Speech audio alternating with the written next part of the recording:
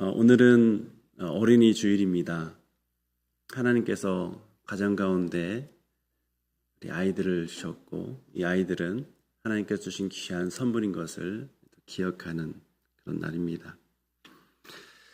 우리는 그 아이들에게 인생이 얼마나 따뜻한 곳인지, 얼마나 아름다운 곳인지 그렇게 알려주고 싶지만, 사실은 가정을 조금만 벗어나면 온통 경쟁이고 시기이고 다툼의 그런 세계인 것을 우리는 부인할 수 없습니다.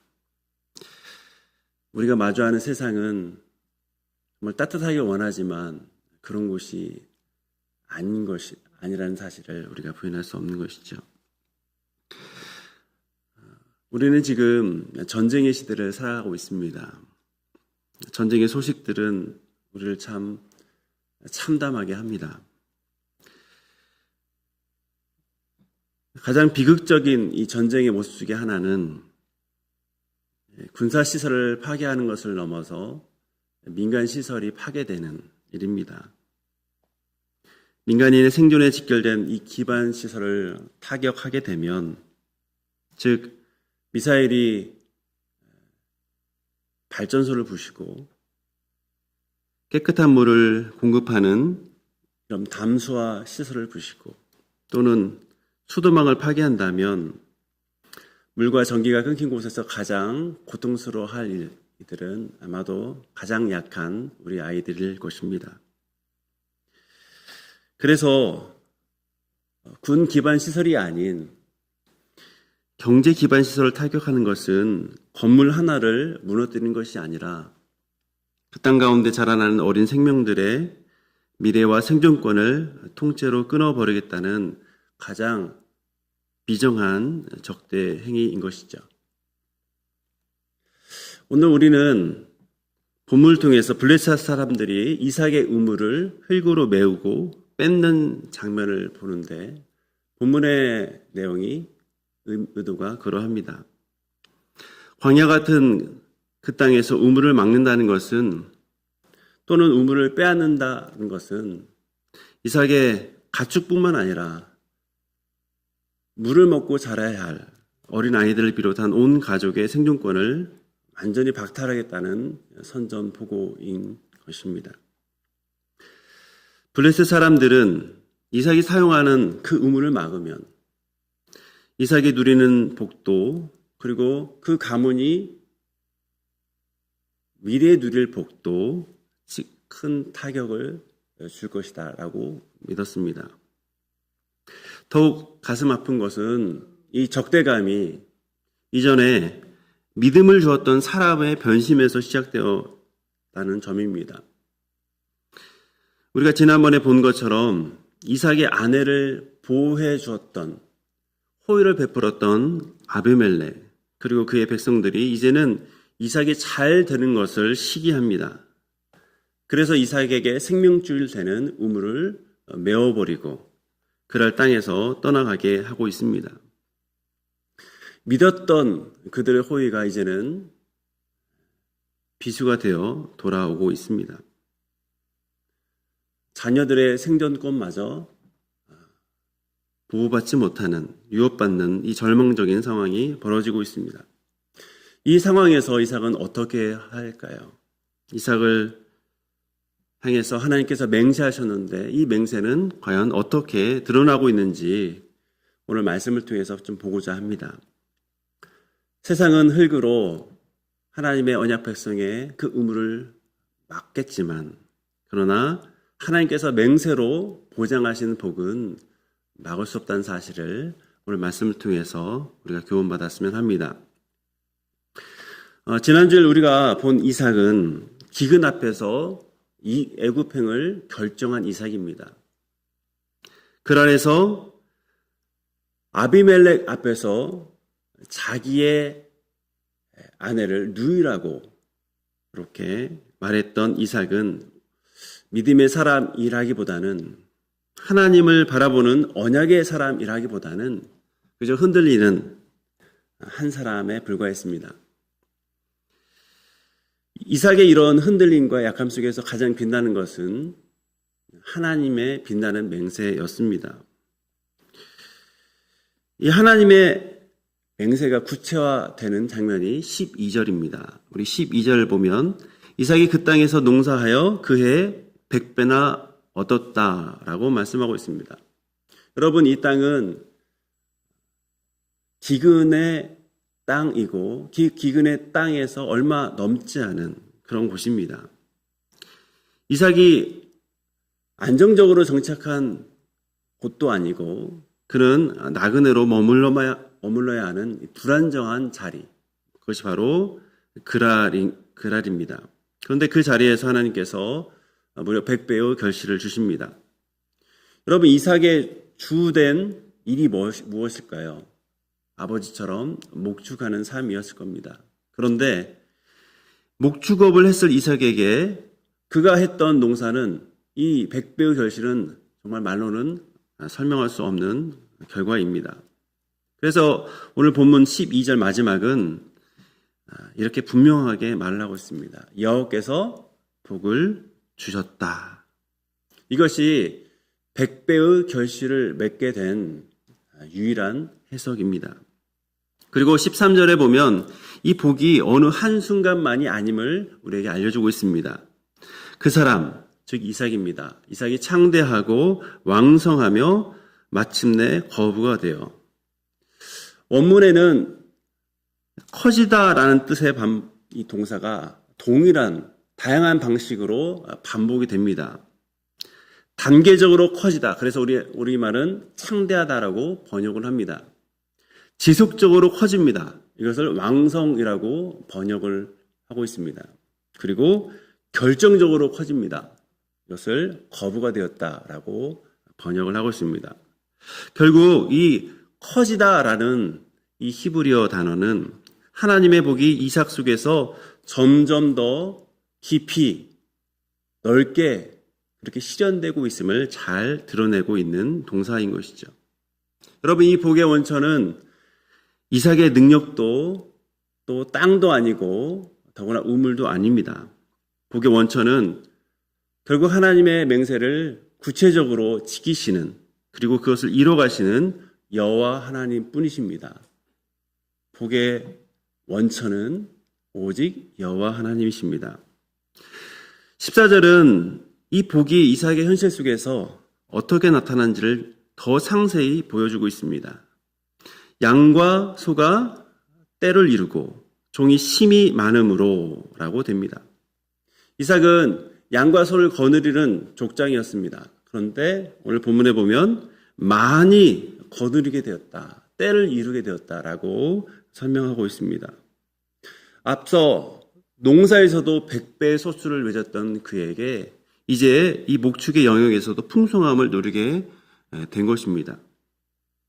여기서 우리는 오늘 본문에서 아주 중요한 이 우물의 의미를 좀 더 살펴봐야 합니다. 여러분, 우물은 복의 원천은 아닙니다. 하지만 복의 원천이 되신, 복의 근원이 되신 하나님께서 주신 복이 이 기근의 땅에서 실제로 드러남을 알려주시는 가장 중요한 통로입니다. 물이 없으면 가축을 유지할 수도 없고 사람들도 그곳에 기거할 수 없습니다. 그러므로 이삭의 번역은 분명 여호와의 복의 근원이신 여호와로부터 시작이 되어지지만 이 복은 지금 우물이라고 하는 아주 중요한 생존 기반을 통해서 현실 속에 드러나고 있습니다. 여러분, 우물 없이 창대할 수 없습니다. 우물 없이 왕성해질 수 없습니다. 우물 없이 거부가 될 수 없습니다. 아브라함이 번성하게 된 이유이자 기반은 그가 자유롭게 사용할 수 있는 우물을 가졌기 때문인 것이죠. 그러면 어떻게 이 낯선 땅에서 그가 자유롭게 사용할 수 있는 우물을 얻게 되었을까요? 창세기 21장에 보면 아브라함은 아비멜렉 앞에서 자신이 판 우물의 사용권을 확인받은 바 있습니다. 아브라함은 아비멜렉의 우물 문제를 두고 항의를 합니다. 아비멜렉의 종들이 아브라함이 판 우물을 빼앗았기 때문이죠. 그때 아브라함이 새끼 암양 7마리를 따로 세워두면서 이것을 가지고 내가 이 우물을 판 증거로 삼자라고 합니다. 그래서 그 우물 이름을 맹세 우물 또는 7수를 말하는 7우물, 그 의미를 가지고 부엘세바라 짓는 것이죠. 이 사건은 당시 우물을 직접 판 사람이 관습적으로 우물에 대한 사용권 또는 우선권을 가지고 있음을 간접적으로 보여주고 있습니다. 따라서 이삭이 이 낯선 땅에서 양과 소를 때로 거느리게 된 그 계기는 그 자신이 능력이 아니라 이미 한 세대 전에 이루어진 이 사건과 깊이 관련되어 있다는 것을 우리는 알게 된 것이죠. 아브라함은 자신이 판 우물의 권리를 아비멜렉 앞에서 확인을 받았었습니다. 그리고 하나님께서 아브라함에게 주신 이 언약의 복은 아브라함 역시 우물이라고 하는 이 현실적인 생존 기반과 연결되어 나타나게 됩니다. 그런데 그 사용권과 우선권이 세대가 흘러서 이삭에게 동일하게 작용하고 있는 것이죠. 더구나 이 낯선 땅에서 아비멜렉은 이삭을 향해서 호의를 베풀고 있습니다. 이삭은 분명 수년 동안 거짓말을 했습니다. 하지만 이 거짓말을 알고 난 이후에도 오히려 자기 백성을 주의시키면서 이삭을 보호하고 존중하는 모습을 보이고 있는 것이죠. 이렇게 기근을 피해서 애굽으로 내려가라 했으나 하나님께서 이곳에 머물러라 하는 이 말씀에 순종하는 이 이삭에게 하나님이 이렇게 약속의 신실하심을 보여주고 있습니다. 그리고 그 약속은 한 세대 전에 아브라함을 통해서 신실하게 나타난 약속이었지만 그 약속은 지금 이삭이 거주하게 된 이 불안정한 땅에서도 이어지고 있는 것을 보게 됩니다. 백배의 결실, 소와 양이 때를 이룬 이 모습, 이것은 분명 하나님께서 맹세하신 것을 지키시는 결과입니다. 그 결과 이 낯선 땅 그랄에서 이삭은 창대하고 왕성하고 거부가 되는 것이죠. 이렇게 우물은 복의 원천은 아니지만 하나님께서 주신 복을 기근의 땅에서 확인하게 하는 아주 중요한 통로가 됩니다. 그런데 문제는 그 복이 너무나 가시적인 복이기 때문에 블레셋 사람들의 시기를 불러일으키게 됩니다. 그것이 14절 마지막 내용입니다. 블레셋 사람들이 그를 시기하고 있습니다. 이삭의 번성은 분명 하나님께서 살아계신 분이시고 약속에 신실하신 분이라고 하는 분명한 증거이지만 이 이삭의 번성함은 블레셋 사람의 입장에서는 자신들을 위협하는 증거, 위협으로 보였던 것이죠. 그래서 이들은 행동에 나섭니다. 그것이 15절입니다. 그 아버지 아브라함 때 그 아버지의 종들이 판 모든 우물을 막고 흙으로 메웠더라. 여러분 앞에서 말씀드린 대로 이거는 한 번 메우는 것이 아닙니다. 우물을 메우는 것은 이삭의 생존권을 끌어버리고자 하는 매우 적대적인 행위입니다. 너희는 여기서 살면 안 돼. 너희는 더 이상 번성할 수 없어. 여기서 그러면 안 돼. 나는 이 메시지를 담은 아주 노골적인 그런 적대 행위인 것이죠. 이렇게 블레셋 사람들은 생존이 기반이 된 우물을 막음을 통해서 이스라엘의 번성함을 막을 수 있다라고 생각을 했습니다. 심지어 16절에 보면 한때 이삭을 변호하고 보호하던 아비멜렉의 그 입장마저도 바뀌는 것을 보게 됩니다. 내가 우리보다 크게 강성한 즉 우리를 떠나라. 이삭이 창성하고 왕성해지고 거부가 된 그 커짐이 이제는 그랄 땅을 떠나야 될 이유로 바뀌어버리는 것이죠. 이제 이삭은 그랄 땅을 떠나되 그랄 땅을 떠나는 것이 아니라 그랄 골짜기로 향합니다. 그것이 18절입니다. 우리 같이 한번 읽겠습니다. 그 아버지 아브라함 때 팠던 우물들을 다시 팠으니 이는 아브라함이 죽은 후에 블레셋 사람이 그 우물들을 메었음이라. 이삭이 그 우물들의 이름을 그의 아버지가 부르던 이름으로 불렀더라. 여러분, 지금 이삭은 우물을 파고 있습니다. 그런데 그가 파는 우물은 아무 곳이 아닙니다. 이삭은 아브라함이 팠다가 메어진 그 우물을 찾으면서 그곳에 다시 우물을 파고 있습니다. 아마도 그가 어릴 적 아버지와 함께 살았던 그 아버지가 팠고 또 그 역시도 이용했을 그 우물, 그러나 지금은 메워져 버린 그 장소를 그는 찾았고 그곳을 지금 다시 파고 있는 것입니다. 본문에 보면 아브라함 때 팠던 우물들이라고 표현이 됩니다. 그러니까 우물은 하나가 아니라 여러 개였던 것이죠. 사용하다가 그 우물에 물이 나오지 않으면 다른 곳을 또 찾아서 그것을 우물을 파는 일, 그건 당연한 일이었을 것입니다. 문제는 최소 당시 그곳 구조상 우물을 10m 파서 물을 확인할 수 있는 것이 아니라 최소 20m 또는 30m를 파야만 하는 그런 상황이었습니다. 당장 물이 긴급한 상황에서 지금 아무 장소나 판다는 것은 사실 어리석은 그런 생각이죠. 어리석은 결정입니다. 그래서 이삭은 과거의 기억을 쫓아서 아버지가 팠던 그 우물을 계속 찾고 있는 것이죠. 그런데 이때 주목할 것은 옛적에 팠던 그 우물 이름이 다시 나온다라고 하는 겁니다. 메어버린 그 자리는 분명 새로운 자리입니다. 그러나 새롭게 그가 우물을 판다고 해서 그곳 이름을 새롭게 지은 것이 아니라 아버지가 부르던 그 이름 그대로 그는 부릅니다. 여러분, 성경에서 이름은 의미와 기억 그리고 소속을 담고 있죠.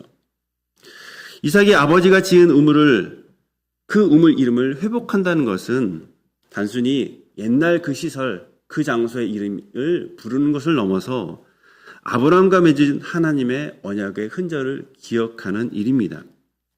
그 언약을 붙잡으면서 하나님 우물을 주십시오 라고 하는 절실한 행위, 그것이 바로 지금 이삭이 아버지가 판 우물의 이름을 기억하는 일과 관련된 일인 것이죠. 이런 면에서 이삭은 새로운 길을 여는 창업자의 모습이 아닌 아버지가 걸어간 그 언약의 길, 아버지가 이미 얻었던 그 복의 길을 쫓아가는 그런 면모를 보이고 있습니다. 한마디로 검증된 그 길을 쫓아가는 그런 믿음의 길을 걷고 있는 모습을 우리는 이 내용을 통해서 알 수 있습니다.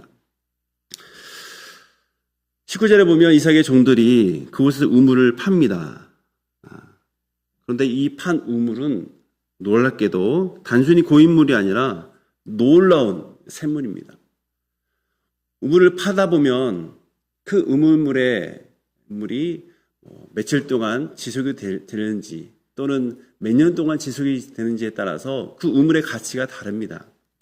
오늘 본문에서 이삭의 종들이 판 우물은 계속 흐르는 너무 놀라운 그런 복된 샘물인 것이죠.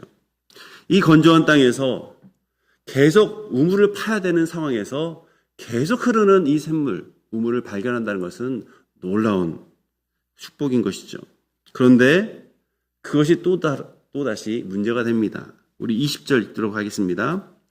그날 목자들이 이삭의 목자와 다투어 이르되 이 물은 우리의 것이라 하매 이삭이 그 다툼으로 말미암아 그 우물 이름을 에색이라. 이삭의 종들이 팠는데 그날 목자들이 와서 말합니다. 이 물 우리의 것이다 라고 말을 하고 있습니다. 여러분, 얼마나 억울하겠습니까? 수고해서 20m 이상 그 깊이로 이 우물을 그 장소를 파서 우물을 얻었는데 그 어렵게 얻은 그 우물이 그날 목자들이 와서 이거 자기의 소유다라고 주장하면 얼마나 억울하겠습니까? 이때 이삭은 어떻게 하냐면 싸우지 않습니다. 이것은 아버지 때 팠던 거야. 그것은 나에게도 유효한 그 소유권 또는 이용할 권리는 나에게도 있어라고 그렇게 주장하지 않습니다. 다만 이 우물 이름을 오늘 본문은 에색, 곧 다툼이라고 부르면서 다른 곳으로 그는 갑니다. 21절을 보면 또 다른 우물을 팝니다. 또 다른 우물을 팠더니 그들이 또 다툼으로 그 이름을 신나라 하였으며, 여러분 또 우물을 파고 그 우물 때문에 또 다시 그랄의 목자들과 지금 다툼이 일어납니다. 그리고 그 이름을 신나라고 부릅니다. 그런데 이 신나라는 이름은 앞에서 보여줬던 다툼을 넘어서 좀 더 노골적인 그런 적대감을 담은 말입니다. 갈등이 더욱 깊어지고 있습니다. 갈등이 심화되고 있습니다. 에색이 다툼이었다면 이 신나는 아예 대치 상황을 뜻합니다. 목숨을 건 싸움으로 번질 수 있는 상황이 지금 초래된 것이죠. 여러분, 이삭을 한번 생각해 보십시오. 이삭의 입장에서 계속 판 또는 노력한 어떤 그 결과물이 누군가에게 뺏겨져야 된다라고 하는 것, 너무나 억울할 것입니다. 그 마음에 분노가 가득 찼을 것입니다. 이미 앞에서 많은 종들을 얻은 이삭의 입장에서 그래 한번 힘을 과시해봐 라고 생각할 수도 있을 것입니다. 하지만 이삭은 그렇게 하지 않습니다. 한 번이 아니라 두 번, 그때마다 이삭은 물러나는 방식으로 이 문제를 대하고 있는 것이죠. 아마도 힘이 있는 사람, 나의 힘을 통해서, 나의 어떤 재력을 통해서 문제를 해결해 본 사람, 어떤 법적인 능력을 통해서 해결해 본 사람은 왜 이렇게 답답하게 있어? 그거 돈으로 해결될 수 있는 거야. 힘으로 해결될 수 있는 거야. 그 법적인 지식으로 해결될 수 있는 거야 라고 생각하면서 그런 방식을 사용하라고 아마 우리 주위 사람들한테 얘기할 수 있을 것입니다. 하지만 오늘 이삭은 그렇게 하지 않습니다. 자기 권리를 주장하지도 않고 당하고 있고 물러나기만 하고 있습니다. 이런 모습에 우리는 뭔가 인생을 살았다고 생각하시는 입장에서는 좀 답답하게 느껴질 수도 있습니다. 하지만 오늘 본문을 자세히 보면 이삭은 물러나지만 그렇다고 우물 파는 일을 그만두지는 않습니다. 빼앗기지만 다시 우물을 팝니다. 앞에 에색이라는 우물, 그 다음에 신나라는 우물을 판 다음에 다른 곳에 또 우물을 팝니다. 여러분, 이것이 그냥 파는 것이 아니라 믿음의 우물 파기입니다. 이삭은 그의 신앙이 처음에는 아버지 언약을 받은 그런 신앙이었지만 그는 점점 복 주신 하나님에 대해서 경험하고 있습니다. 그래서 그는 싸워서 그가 수고한 것을 지키려 하지 않습니다. 그리고 아무리 파도 뭐 하냐, 다른 사람이 다 와서 빼앗고 자기 소유권이라 주장하면 아무 헛것인 것을 하면서 낙심하지도 않습니다. 가는 곳마다 우물을 파고 있습니다. 왜냐? 복의 근원 되신 하나님이 내가 가는 곳마다 하나님께서 적절한 우물을 주실 것이라는 믿음으로 나아가고 있기 때문이죠. 그는 앞에서 아브라함이 이용했으나 아브라함이 죽은 다음에 메꿔진 그 우물, 그곳을 찾아가서 가장 확률이 높은 그곳을 팠습니다. 그래서 우물을 얻었습니다. 그것도 놀라운 지혜이고 대단한 일입니다. 하지만 우물에 대한 다툼이 일어나자 그는 새로운 우물을 팠을 것입니다. 이것은 이제 더 이상 아브라함이 과거에 했던 그 흔적을 쫓는 행위가 아니라 그에게는 새로운 일이고, 그에게 새로운 일이라는 것은 검증되지 않은 미지의 일이라고 하는 것입니다. 그는 이 도전적인 일 가운데 우물 파는 일에 성공하고 그 우물을 통해서 하나님께서 나의 과거를 통해서 내가 아는 그 과거뿐만 아니라 내가 정말 하나님의 주신 지혜 가운데 팥판 그곳이 하나님께서 우물을 내시는 곳이구나 라고 하는 하나님에 대한 경험을 하게 된 것이죠. 이삭이 에색에서 또 신나에서 그리고 다른 곳에서 계속 우물을 판 것은 복의 원천이 자신의 손에서 지켜야 될 우물이 아니라 바로 하나님께서 미래를 열어주시는 그 일하심이 내 안에 있구나라고 하는 것을 깨달았기 때문에 지는 계속 우물을 파고 있는 것이죠. 이 확신이 자기를 어떤 것으로부터 내어 쫓김을 받을 때 싸움으로, 그의 힘으로, 그의 과거의 지식으로 그것을 지키고자 하는 것이 아니라 새로운 곳에서 하나님께서 하실 일들을 기대하며 그는 믿음을 파게 되는 모습으로 나타나게 된 것이죠. 22절에 보면 이삭이 거기서 옮겨 다른 우물을 팠더니 그들이 다투지 아니하였으므로 그 이름을 르호봇이라 하여 이르되, 우리 함께 읽습니다. 이제는 여호와께서 우리를 위하여 넓게 하셨으니 이 땅에서 우리가 번성하리로다 하였더라. 여러분, 이삭은 이 르호봇이라는 이름을 지으면서 그의 고백을 담습니다. 여호와께서 우리를 위하여 넓게 하셨다. 내가 열심히 노력해서 이게 됐다라고 하지 않고 하나님이 주어 즉 하나님께서 하셨다. 하나님께서 우리를 위해서 넓게 하셨다라는 이 신앙적 고백을 하고 있는 것이죠. 르호봇이라는 말은 넓은 공간을 말합니다. 이 넓음은 단순히 땅이 넓어졌다는 것을 넘어서 그동안 이삭의 그 활동 기반, 가나안의 기근 때문에 그랄 지역으로 옮겨지게 됐고 그 그랄 지역에서 계속 그의 활동 반경은 계속 좁아지는 것을 우리는 봅니다. 더구나 그랄에서 시기 때문에 이전에 살았던 그 우물을 벗어나야 되는, 떠나야 되는 그런 모습을 우리는 봅니다. 이렇게 활동 반경이 계속 좁아지는 상황에서 에색과 신나의 다툼도 있었고 이로 인해서 이삭의 마음도 좁아졌을 것입니다. 그런데 그런 그에게 이제 숨 쉴 수 있는 공간이 열리게 된 것이죠. 더 이상 다툼을 피해 도망하지 않아도 되는 그 자리가 열리게 된 것. 이것을 마음으로 담아서, 이것을 신앙 고백에 담아서 그 이름을 르호봇이라고 그는 부르게 된 것입니다.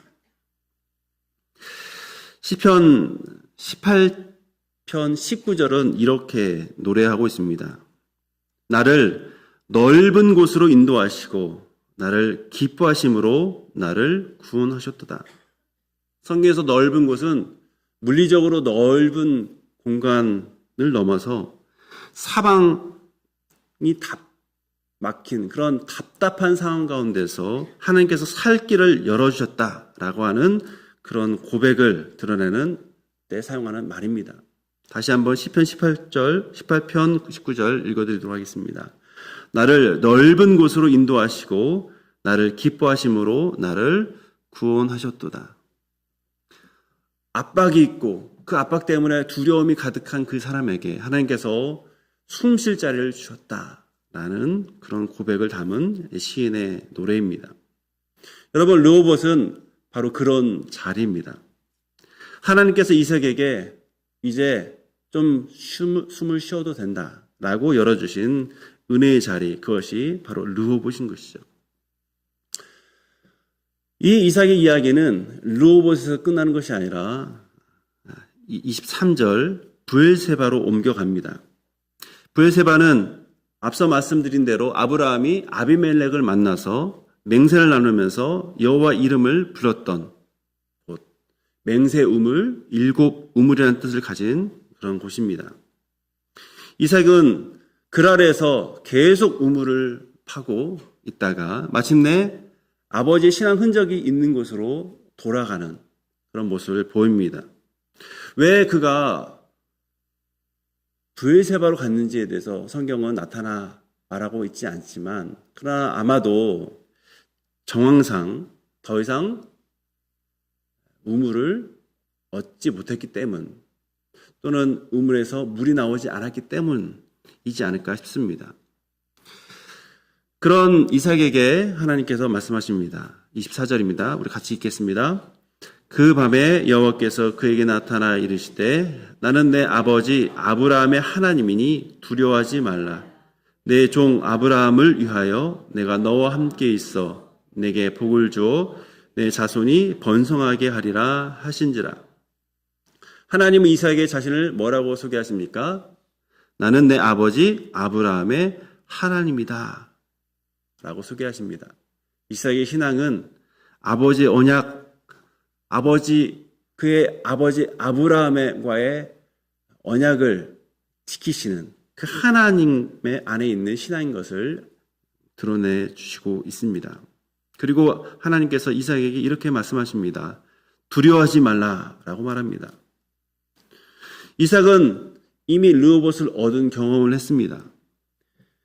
생활의 기반이 되는 우물을 얻고 또 다른 곳으로 지금 움직이는 상황에서 그는 두려워하는 감정을 느끼고 있다라고 지금 하나님께서 말씀하고 있습니다. 여러분, 우물이 있다 하더라도, 우물 판 경험이 있다 하더라도 그 안에는 여전히 두려움이 남아있기 때문에 이 말씀을 하시고 있습니다. 우리는 우물과 같은 것들을 우리는 많이 의지하곤 합니다. 그것이 돈이 될 수도 있고 또 자신의 명예가 될 수도 있고 또 가족이 될 수도 있습니다. 친구가 될 수 있습니다. 분명한 것은 이 외적인 이 복 너무 중요하지만 그것 자체가 우리의 두려움을 온전히 몰아낼 수는 없는 한계가 있는 복이다라는 사실입니다. 그래서 오늘 이 본문에서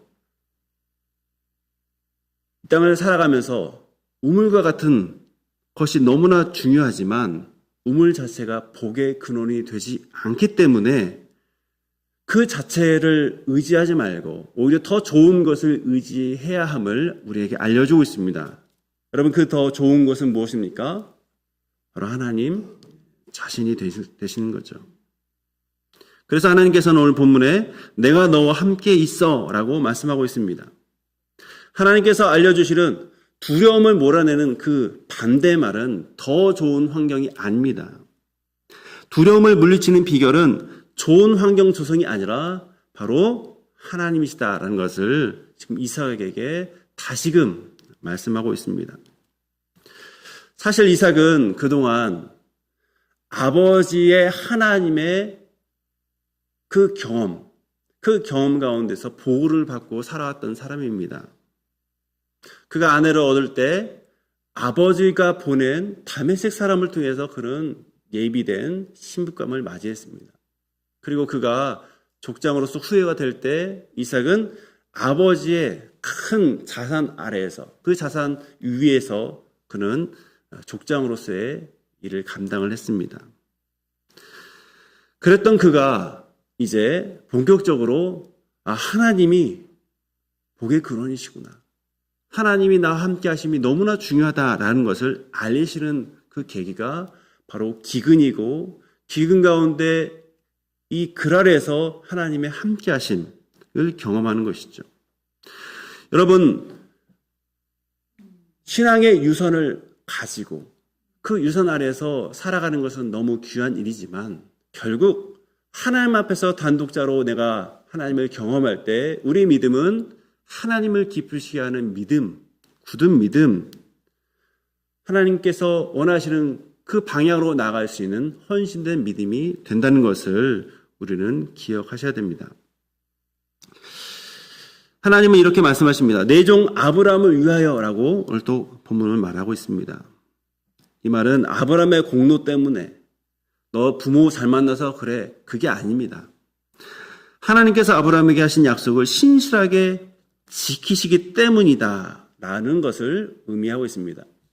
이삭이 복받는 근거는 이삭 자체, 이삭의 인내, 그의 온유함, 그의 어떤 가정 환경 또는 그 아버지가 준 어떤 것들이 아닙니다. 오직 이 앞달락에서 하셨던 것처럼 하나님의 맹세, 그것이 이삭이 복받는 가장 중요한 근거가 되는 것입니다. 여러분, 받을 자격이 없는 자에게 하나님께서 맹세를 하신다. 이것이 너무나 큰 은혜입니다. 이 하나님을 만난 이삭이 어떻게 하냐? 그것이 25절의 내용입니다. 우리 같이 읽겠습니다. 이삭이 그곳에 제단을 쌓고 여호와의 이름을 부르며 거기 장막을 쳤더니 이삭의 종들이 거기서도 우물을 팠더라. 오늘 본문에 보면 중간에 장막을 칩니다. 그리고 그 앞에는 제단을 쌓습니다. 그리고 뒤에 보면 우물을 팝니다. 제단은 예배를 말하는 것입니다. 장막은 거주를 말합니다. 우물은 생존 기반을 말합니다. 이삭은 하나님을 만난 다음에 제단을 쌓습니다. 앞에서 하나님께서 그에게 말씀하신 것에 반응해서 그는 하나님께 예배를 한 것이죠. 그러나 예배만 하고 그의 현실을 버리지 않고 거기에서 장막을 치고 그가 해야 될 일, 즉 종들에게 우물을 파게 하는 일을 하게 됩니다. 이삭의 삶에는 이렇게 제단도 있고 장막도 있고 우물 파는 삶도 계속 진행되고 있습니다. 하나님을 예배하는 일, 그 땅에서 살아가는 일, 생존을 위해서 수고하는 일, 이 모든 것이 따로따로가 아니라 다 함께 하나라는 것을 우리는 다시금 이 내용을 통해서 알 수 있는 것이죠. 그러므로 우리의 신앙은, 특별히 참된 신앙은 예배와 일을 나누지 않습니다. 예배는 경건한 것이고 일은 경건하지 않은 이야라고 생각하지 않습니다. 또한 하나님을 예배하는 사람은 현실을 부정적으로 여기면 안 됩니다. 하나님을 경외하는 모습은 반드시 우리 삶의 그 현실에서 드러나야 되는 것이죠.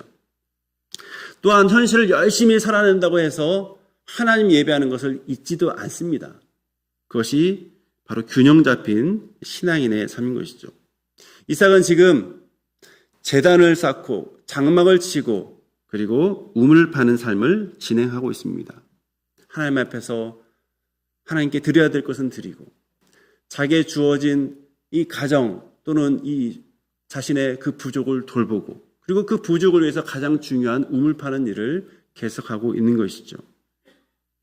이렇게 이삭의 여정은 하나님을 예배하는 여정으로 그리고 그곳에서 자신이 해야 될 일들을 계속하는 그런 모습으로 그렇게 드러나고 있습니다. 이삭의 내용은 창세기에서 그렇게 분량이 많지는 않습니다. 아브라함의 내용이 참 많고요. 그리고 야곱의 내용이 참 많습니다.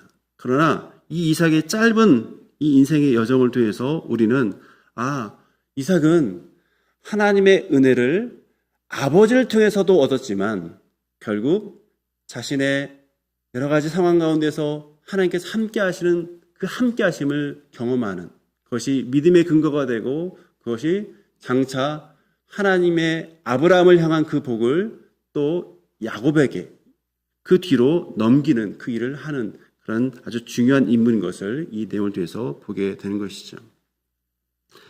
오늘 본문은 결국 우리에게 이렇게 얘기를 하고 있습니다. 하나님의 약속은 아무리 세상이 막는다고 해서 막히지 않는다라고 하는 것입니다. 블레셋 사람들이 흙으로 우물을 덮으면 그러나 하나님께서 또 다른 곳에서 우물물이 샘솟게 하십니다. 그래서 그들이 막은 것은 그저 잠시뿐이지 영원히 막을 수 있는 그런 막힘이 아니라는 것을 우리는 이 내용을 통해서 알 수 있는 것입니다. 5월이 시작이 되었습니다. 5월은 가정의 달입니다. 이 이삭의 이야기를 우리 가정에 한번 비춰봤으면 좋겠습니다.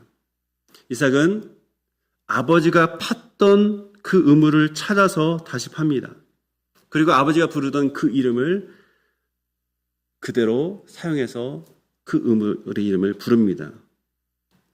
단순한 그 기억을 회상하는 것이 아니라 아버지를 통해서 흘렀던 그 약속의 실제가 나에게도 되기를 바라는 마음으로 이렇게 한 것이죠. 따라서 먼저 우리 부모님들에게 말씀드립니다. 우리 자녀들이 살아갈 세상은 끊임없이 이 우물과 같은 것을 막음을 통해서 우리 신앙의 숨통을 아마 조여올 것입니다. 세상의 가치관, 비교의식, 영적인 무관심 이런 것들이 우리 자녀들을 더 힘들게 할 것입니다.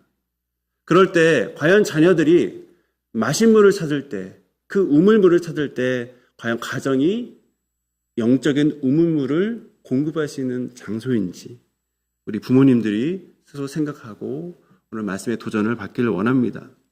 이 일을 위해서는 반드시 기도가 필요할 것입니다.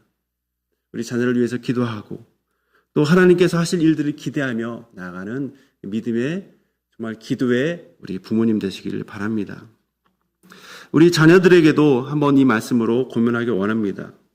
여러분, 이삭이 기근 속에서 거부가 됩니다. 르봇의 지경을 얻는 그 비결, 그것은 그 자신의 인품이고 성격이고 그의 성실이 아닙니다. 우리가 본 이삭은 아버지의 실수를 그대로 답습했던 그런 모습입니다.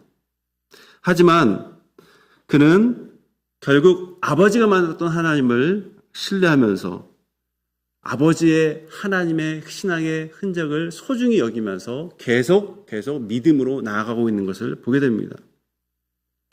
시대가 많이 바뀌어서 아버지와 나와 뭔가 세대 차이가 더 느껴지고 신앙마저도 뭔가 다르게 느껴질 그런 상황입니다. 하지만 오늘 본문을 통해서 부모님이 눈물로 지켜온 그 신앙의 자리, 예배의 자리, 그것을 결코 가볍게 여기지 않는 우리 모두가 되기를 바랍니다. 부모님이 팠던 그 음을 한번 스스로 파는, 다시금 시작하는 그런 우리 모두가 되기를 바랍니다. 부모님의 하나님이 나의 하나님이 되신다는 사실을 경험하고 그 신앙의 고백 가운데 이제 또 다른 계기 속에서 부모님의 흔적 위에서 의무를 경험하는 것도 좋지만 그러나 그것을 넘어서 내가 팔 때 하나님은 나의 하나님이 되신다라는 하나님을 경험하는 우리 자녀들 되시길 바랍니다. 그럴 때 우리는 하나님이 진정 복의 근원이 되시는구나 라고 하는 이 믿음 가운데 또 다른 세대를 통해서 믿음이 전수될 것입니다. 우리 가정은 너무나 귀한 하나님의 창조의 꽃입니다. 하나님께서 원하시는 것은 하나님을 인정하고 하나님이 인정한 그 자리에서 가정을 잘 돌보고 가정을 잘 돌보는 그 자리에서 하나님께서 원하시는 그 평안의 일을 위해서 힘쓰는 그 일입니다. 바라기는 혹시나 우물이 잠시 막힌다고 해서 낙심하지 마시기 바랍니다. 원래 우물은 막히는 법입니다. 우물을 팠다 하더라도 그 우물물 금세 다 소모됩니다.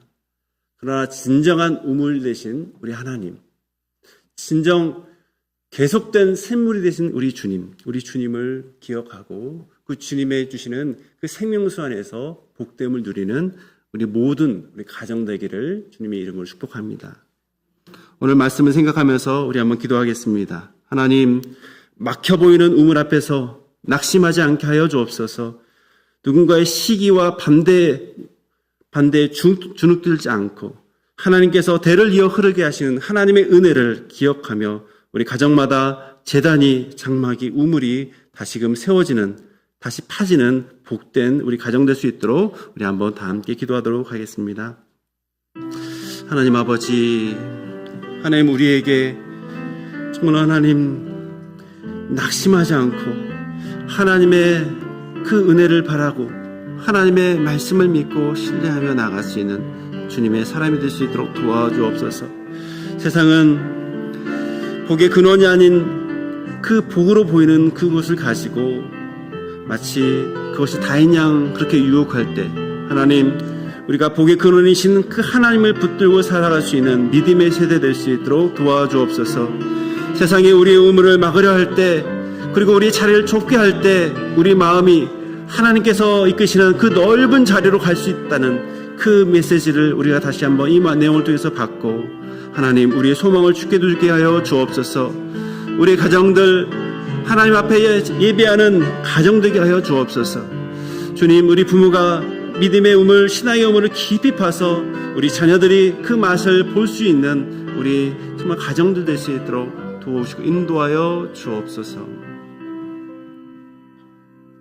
하나님 아버지, 세상은 우리 우물을 막고 삶의 자리를 계속 좁히려 합니다. 하지만 맹세로 우리에게 보여주셨던 하나님의 신실한 말씀은 결코 중단되지 않음을 다시금 굳게 믿고 앞으로 나아갈 수 있도록 하여 주옵소서. 우리의 가정, 하나님께서 세우신 귀한 가정이 하나님을 예배하는 제단이 되게 하여 주시고, 특별히 부모에게 그 믿음의 우물을 깊이 파서 그곳에서 흘러나오는 그 우물을 가지고 우리 자녀들에게 하나님의 은혜를 나타내고 그것을 공급해주는 복된 가정 되게 하여 주옵소서. 혹시나 막혔다면 다시금 위를 바라보고 하나님의 약속을 바라보면서 다시금 하나님께서 주시는 귀한 믿음을 주셔서 가정을 마침내 르호봇의 은혜, 넓게 하신 하나님의 은혜를 경험하는 가정 되게 하여 주시고, 나가서 하나님을 예배하는 이 브엘세바의 예배 자리로 우리 모두를 인도하여 주옵소서. 예수님의 이름으로 기도하옵나이다.